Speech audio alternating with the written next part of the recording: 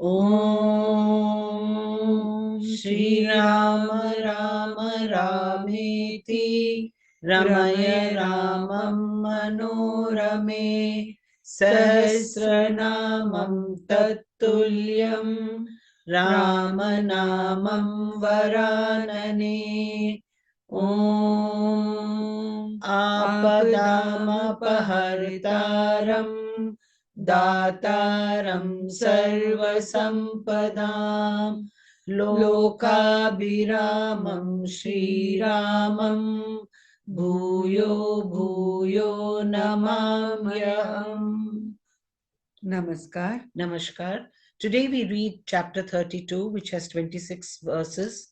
In this chapter, an account of the 4 sons of Kusha, the 100 daughters of Kusanabha, turn hunched back under a curse of the wind god. आज हम बालकांड के द्वात्रिंशः सर्गः अर्थात 32वें सर्ग का पठन पाठन एवं श्रवण करेंगे, जिसमें ब्रह्मपुत्र कुश के 4 पुत्रों का वर्णन, सोनभद्र तटवर्ती प्रदेश को वसु की भूमि बताना, कुशनाभ की 100 कन्याओं का वायु के कोप से कुब्जा होना का विवरण दिया गया है। इसमें 26 श्लोक हैं। ब्रह्म योनिर महानासीत कुशो नाम महातपाः अखिलाष्टव्रत धर्मज्ञः सज्जन प्रति पूजकः। विश्वामित्र जी कहते हैं, श्री राम पूर्व काल में कुश नाम से प्रसिद्ध एक महातपस्वी राजा हो गए हैं।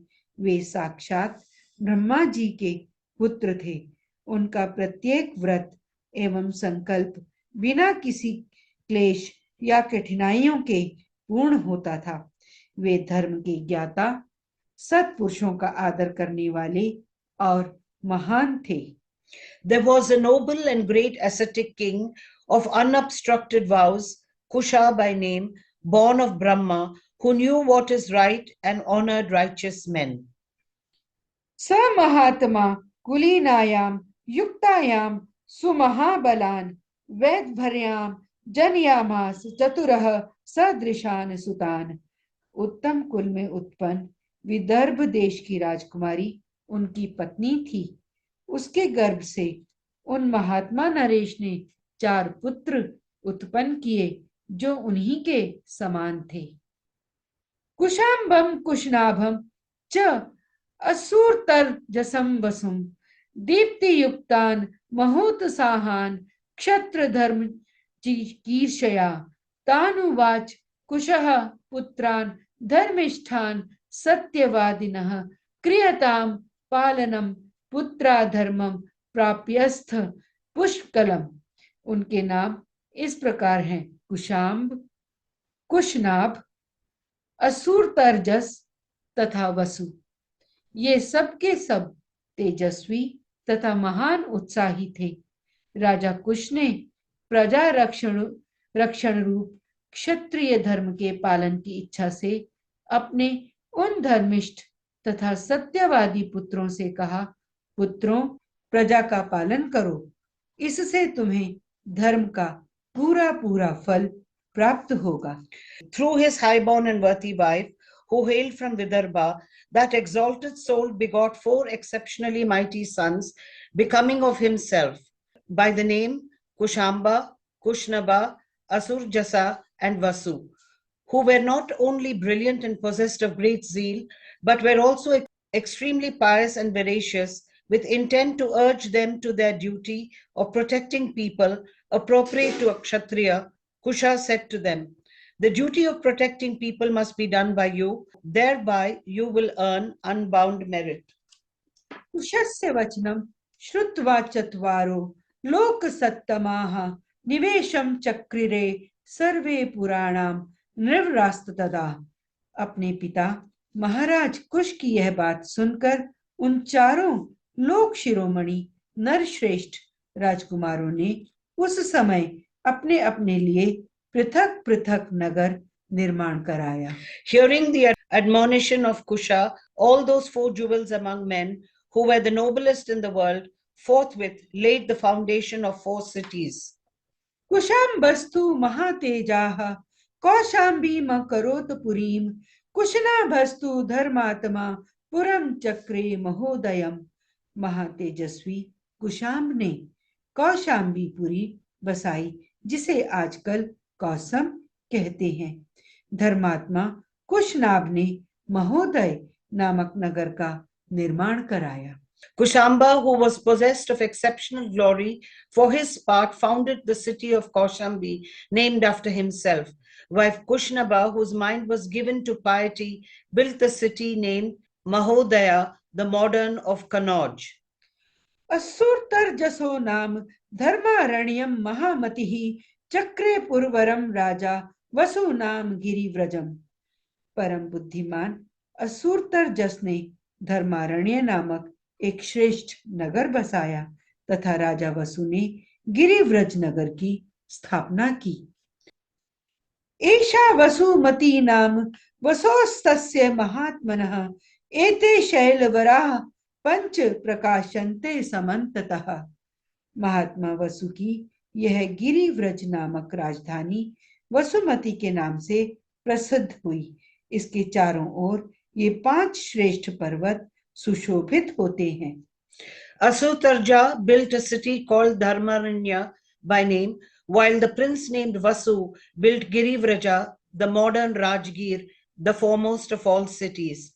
This capital of the high-souled prince Vasu was also designated after him as Vasumati. These 5 great hills cast their splendor all around the city of Girivraja, justifying the appellation that was given to it. सुमागधी नदी रम्या मागधान विश्रुता आययौ पंचानाम शैल मुख्यानाम मध्य मालेव शोभते। यह रमणीय सोन नदी दक्षिण पश्चिम की ओर से बहती हुई मगध देश में आई है, इसीलिए यहाँ सुमागधी नाम से विख्यात हुई है। यह इन 5 श्रेष्ठ पर्वतों के बीच में माला की भांति सुशोभित हो रही है। The beautiful and celebrated river Sona, which spreads its charm like a garland in the midst of these 5 prominent hills, flows from the west into the territory of Magadha and is accordingly known as the holy Magadhi. सैषा ही मागधी वसोस्तस्य महात्मनः पूर्वाभिचरिता राम सुक्षेत्रा सस्य मालिनी। श्री राम इस प्रकार मागधी नाम से प्रसिद्ध हुई। यह सोन नदी पूर्वोक्त महात्मा वसु से संबंध रखती है। रघुनंदन, यह दक्षिण पश्चिम से आकर पूर्वोत्तर दिशा की ओर प्रवाहित हुई है। इसके दोनों तटों पर सुंदर क्षेत्र उपजाऊ खेत हैं, अतः यह सदा सस्य मालाओं से अलंकृत हरी भरी खेती से सुशोभित रहती है। This celebrated river Magadhi, O Rama, which flows in an easterly direction and is lined with charming fields on both sides and is thus adorned with rows of crops, is connected with the same high-souled Vasu, O Rama. कुशनाभस्तु राजर्षिः कन्या शतमन उत्तमम जनियामास धर्मात्मा घृताचयाम Raghunandan.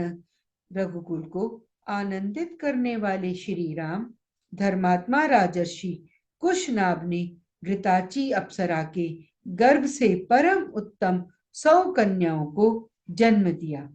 The royal sage Kushanabha, for his part, whose mind was given to righteousness, begot 100 daughters excelled by none through an apsara or celestial nymph named Gritachi. तास्तु यौवनशालिन्यो रूपवत्यः स्वलंकृताः उद्यान भूमिमागम्य प्रावृषिव शतहृदाः गायन्तयो नृत्यमानाश्च वादयन्त्यस्तु राघव आमोदम परमम जगमुर्वरा भरणभूषिताः। वे सब की सब सुंदर रूप लावण्य से सुशोभित थीं। धीरे धीरे युवावस्था ने आकर उनके सौंदर्य को और भी बढ़ा दिया। रघुवीर एक दिन वस्त्र और आभूषणों से विभूषित हो वे सभी राजकन्याएं उद्यान भूमि में आकर वर्षा ऋतु में प्रकाशित होने वाली विद्युन्मालाओं की भांति शोभा पाने लगी। सुंदर अलंकारों से अलंकृत हुई वे अंगनाएं गाती, बजाती और नृत्य करती हुई वहां परम आमोद प्रमोद में मग्न हो गईं। With their comeliness enhanced on their unfeigning maturity, they for their part would repair to the grounds of the royal garden, duly adorned with sandal paste and flowers, etc., and decked with excellent jewels, and shining like flashes of lighting during the monsoon, and they experienced supreme delight while singing, dancing, and playing on their lutes. Sian of Raghuvamsha. अथ ताश्चारु सर्वांगयो रूपेण प्रतिमा भुवि उद्यान भूमिमा गम्य तारा इव घनांतरे। उनके सभी अंग बड़े मनोहर थे। इस भूतल पर उनके रूप सौंदर्य की कहीं भी तुलना नहीं थी। उस उद्यान में आकर वे बादलों के ओट में कुछ कुछ छिपी हुई तारिकाओं के समान शोभा पा रही थी। Lovely of every limb and peerless on earth in comeliness of form, they shone like stars in the midst of clouds on reaching the garden grounds. ता सर्वा गुण संपन्ना रूप यौवन संयुताः दृष्टवा सर्वात्मको वायुरिदं वचनम ब्रवीत। उस समय उत्तम गुणों से संपन्न तथा रूप और यौवन से सुशोभित उन सब राजकन्याओं को देखकर सर्वस्वरूप वायु देवता ने उनसे इस प्रकार कहा, अहम वह काम्ये सर्वा भार्या मम भविष्यथ मानुष्य सत्य जयताम भावो दीर्घमायुर वापस्यथ। सुंदरियों, मैं तुम सबको अपनी प्रेयसी के रूप में प्राप्त करना चाहता हूँ। तुम सब मेरी भार्याएं बनोगी। अब मनुष्य भाव का त्याग करो और मुझे अंगीकार करके देवांगनाओं की भांति दीर्घ आयु प्राप्त कर लो। Seeing them all endowed with excellences and riches and beauty and youth, one day the WindGod, who is bodily present everywhere, addressed the following words to them. I wish to have you all as my own. You should, therefore, be wedded as my wives. The thought that you are human beings, you should give up. In this way, you will attain a long lease of life. चलम ही यौवनम नित्यम मानशेषु विशेषतः अक्षयम यौवनम प्राप्ता अमर्यश्च भविष्यथ। विशेषतः मानव शरीर में जवानी कभी स्थिर नहीं रहती, प्रतिक्षण क्षीण होती जाती है। मेरे साथ संबंध हो जाने पर तुम लोग अक्षय यौवन प्राप्त करके अमर हो जाओगी। Indeed, youth is ever fleeting, especially in human beings. If you accept me as your husband, you will attain undecaying, abiding youth and will become immortal.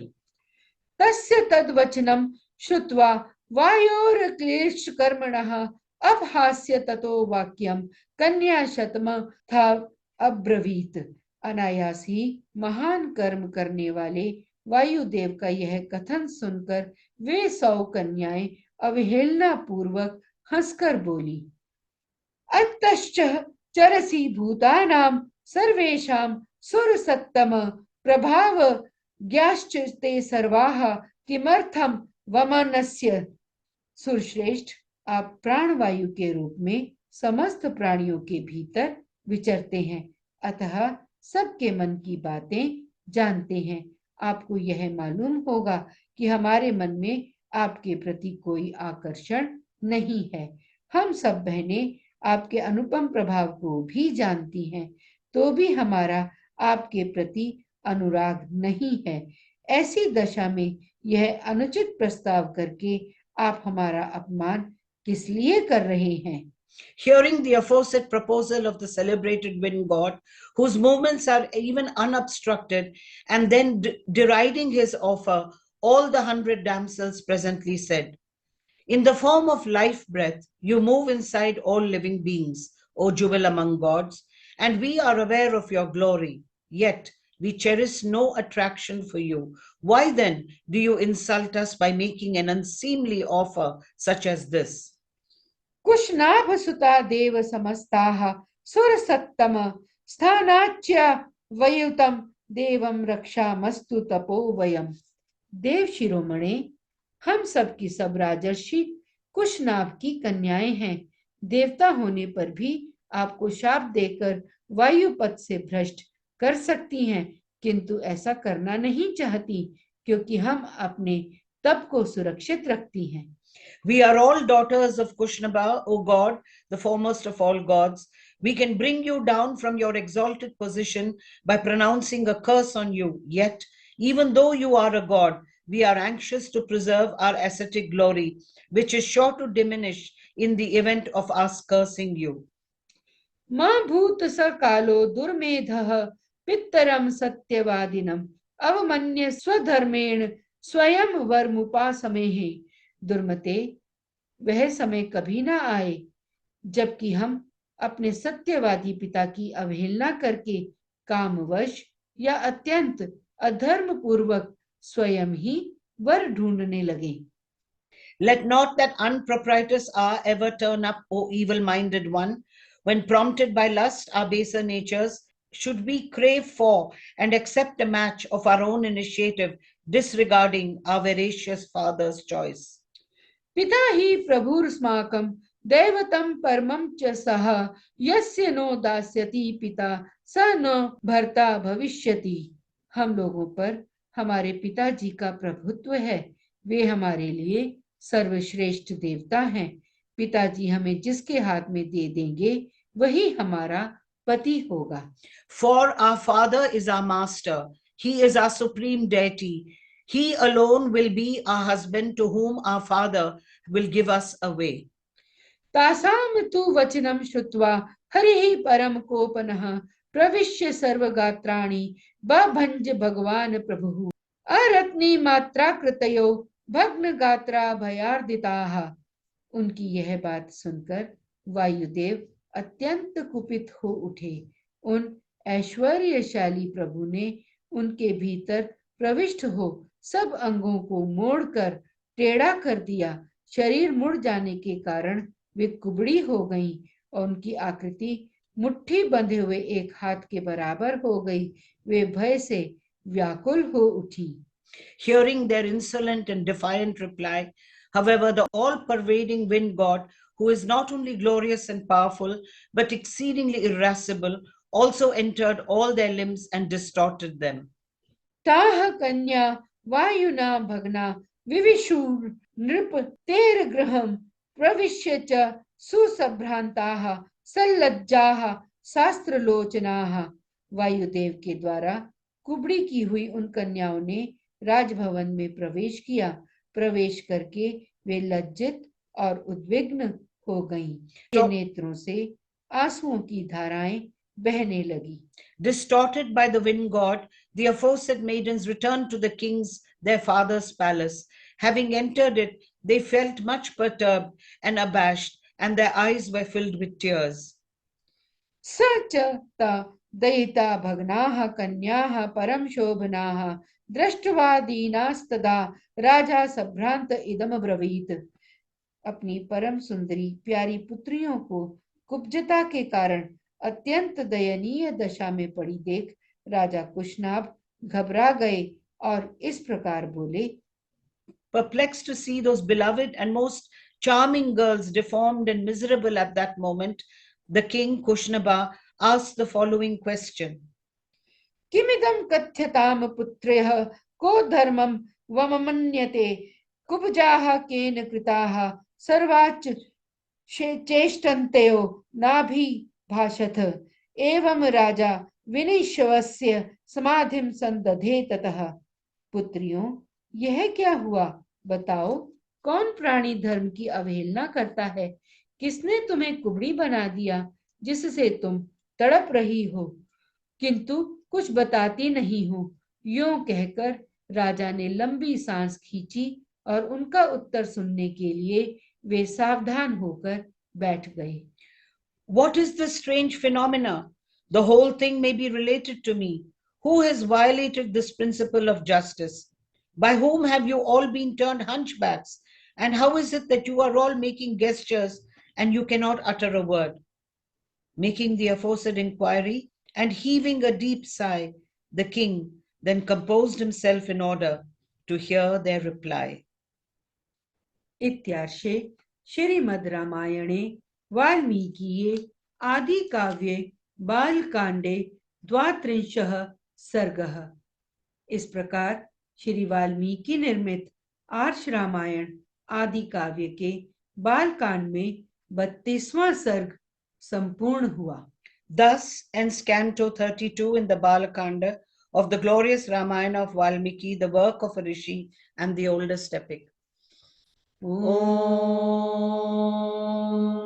Shri Rama Rama Rameti Ramaya Ramam Manorame Sahasranamam Tattulyam Ramanamam Varanane.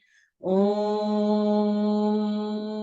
Apadamapahartaram Dataram Sarvasampadam Lokabhiramam Shri Ramam Bhuyo Bhuyo Namamyam. धन्यवाद। धन्यवाद।